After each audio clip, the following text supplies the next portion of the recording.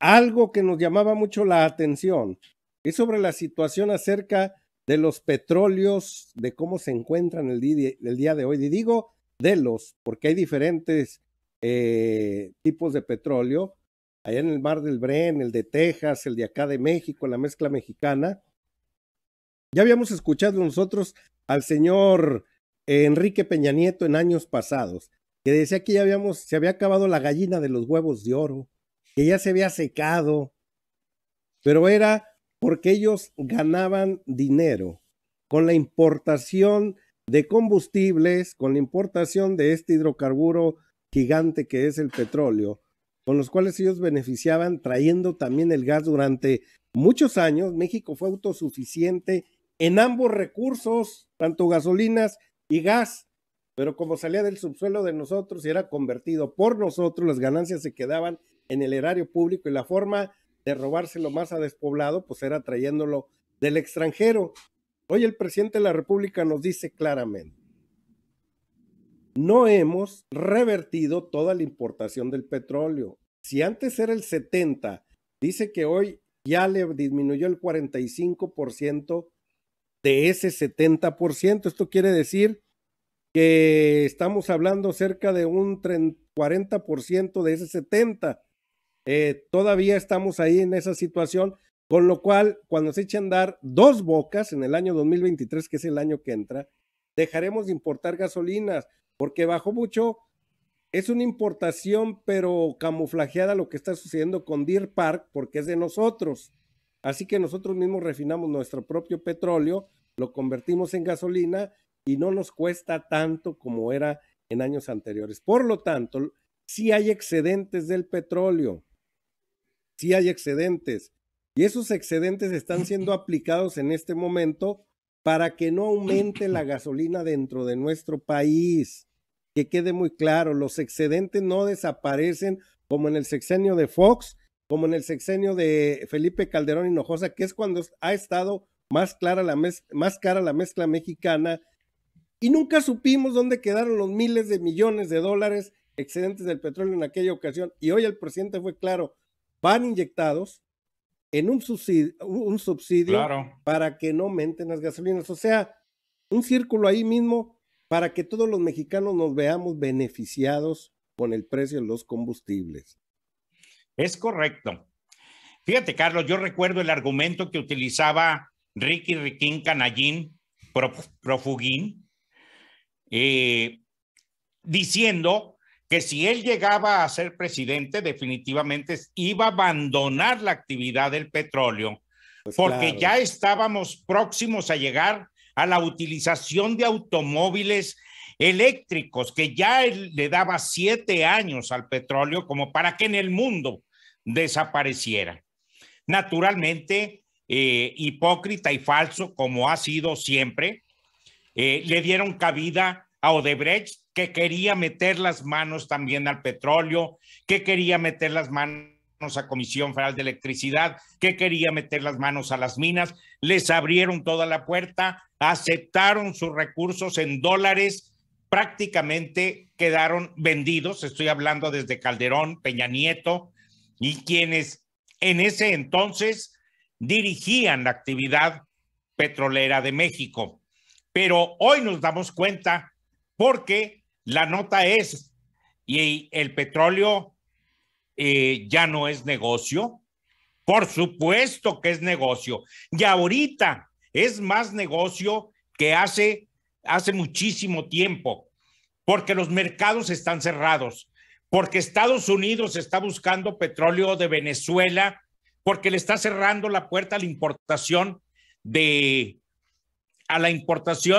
petróleo de Rusia. Esto es para hacerle más daño, para que su dolor sea mayor. Rusia tiene mercado en otros países y no necesariamente requiere de Estados Unidos. Sin embargo, Estados Unidos, ya lo dijo Carlos, fue y se arrodilló frente a las autoridades de Venezuela para que les hicieran favor de venderles petróleo. Ese es el gran riesgo que tenemos nosotros, que en una conflagración bélica, que en una guerra podamos quedar en medio de la misma, porque la potencia que tenemos nosotros en el norte de nuestro país puede querer o puede venir a querer disponer de nuestros recursos, como ya otras veces lo intentó.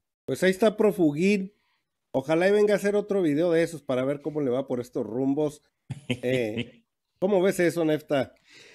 Para mí me impresiona la capacidad que tienen estos de mentirnos, de manejar la noticia, porque mucha gente se dio cuenta que sacaba de contexto con datos que no eran parte del futuro, ni siquiera del presente, sino de muy el pasado. Hablamos de 80s y 90s, que eran sus bases en las cuales se colgaba Enrique Canallín, cuando nos decía que no, que la quema de combustible ya estaba atrás, el generar gases ya estaba obsoleto, que lo de hoy eran las plantas hidroeléctricas, aquellas que estaban con el medio ambiente. No nos vayamos tan lejos. ¿Qué acaba de decir Elon Musk? Que se necesita aumentar la producción de petróleo y gas de inmediato. Sí, se necesitan buscar alternativas, las fuentes de suministro de petróleo de manera global y de gas. Eso es claro. ¿Por qué? Qué casualidad que ahora sí Biden le cierra las puertas o las fronteras, diría yo, de los gases que vienen prominentes o que provienen de ya Europa, como tales de Rusia. ¿Y qué pasa? Ahora sí voltea a ver a Venezuela. Es aquí cuando yo digo, Ricardo Anaya, ¿no te arde? Tú quien decías que cuando habíamos visto a Estados Unidos pidiéndole ayuda a Venezuela, cuando veía que su jefe directo, que al parecer los de Acción Nacional reciben órdenes por parte de allá de varios gringos que aportan demasiada inversión para el ataque a este actual gobierno, es aquí cuando le digo, Ricardo Anaya, has hecho por completo el ridículo. Se nota que se te caen tus mentiras y tu intento por atacar la cuarta transformación. ¿Ahora qué tiene que decir? Es cierto, como lo comentaban hace unos momentos, ¿ahora qué tienes que decir? ¿Ahora qué vas a decir con respecto a de que podríamos ver que a Venezuela se le levante la economía con esta tragedia, que no deseamos la muerte de nadie, pero ¿será que Venezuela ahora sí se levante, ahora sí tome y pues ya se vea su economía en la alza? No creo. Miren, y algo que llama mucho la atención, si dejas de compartir ahí, Janer. Listo. Algo que llama mucho la atención sobre la hipocresía de todos estos sinvergüenzas que nombraron ahorita, Enrique Canallín e Elon Musk. Más del 80% de los autos eléctricos están hechos a base de derivados del petróleo. O sea, un auto de Tesla, un auto Tesla, antes de sacarlo al mercado ya, aunque empiece a rodar, ya se gastaron emisiones de CO2, bastantitas, para poder crear plásticos, telas, pinturas, conductores. El 40% de lo que es el auto, el 40% del auto pertenece a las pilas, y las pilas están hechas a base, aparte del litio y cadmio que tienen por ahí, el 40% está hecho a base del petróleo, a derivados del petróleo.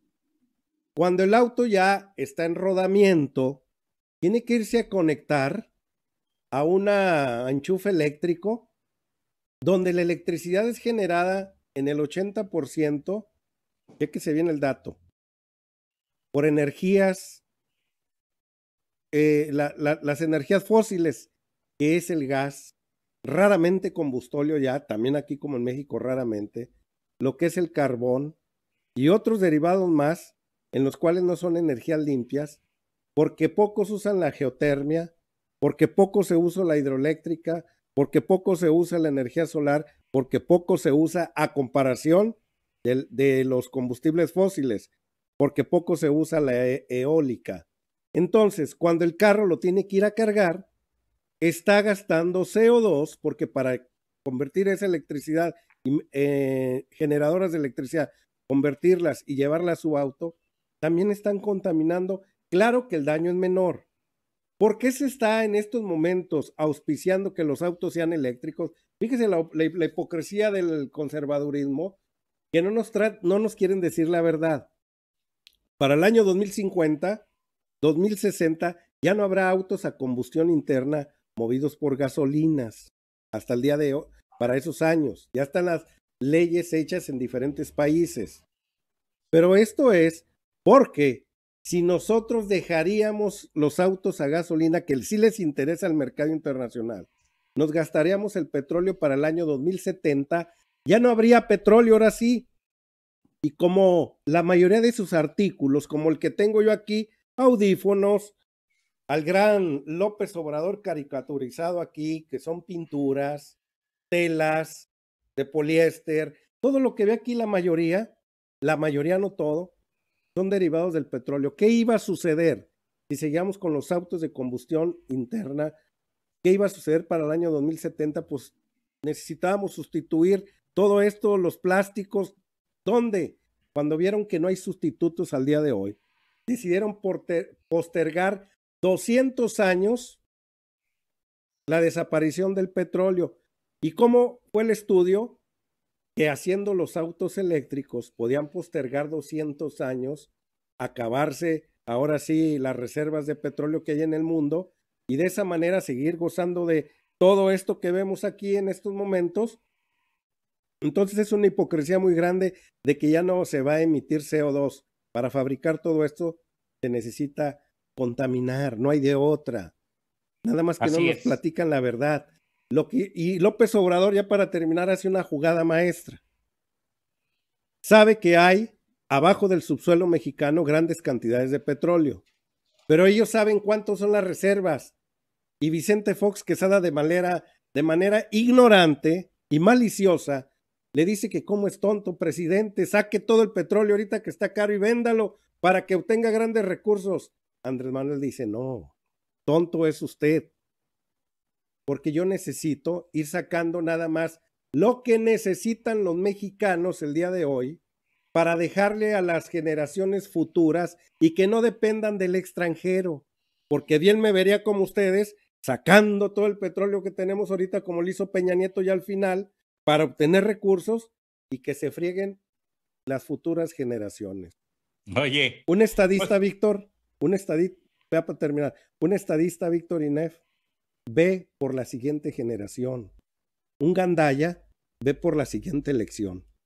Adelante, Vittorio.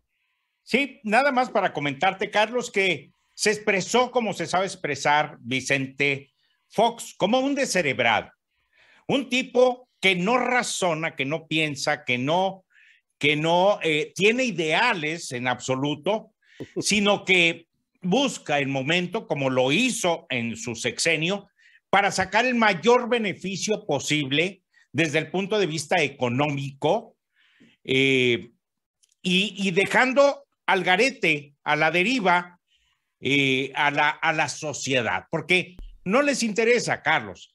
Sin embargo, hoy nos damos cuenta de que México es una potencia, es un país que tiene, un potencial enorme en todos los sentidos, pero querían acabarse bosques, selvas, playas, mares, querían acabarse todo, Carlos. Estos neoliberales que inconscientes, inmorales, ignorantes, y qué bueno que estamos viviendo un momento, como se ha dicho ya en muchas ocasiones, un momento histórico en defensa de la riqueza de México.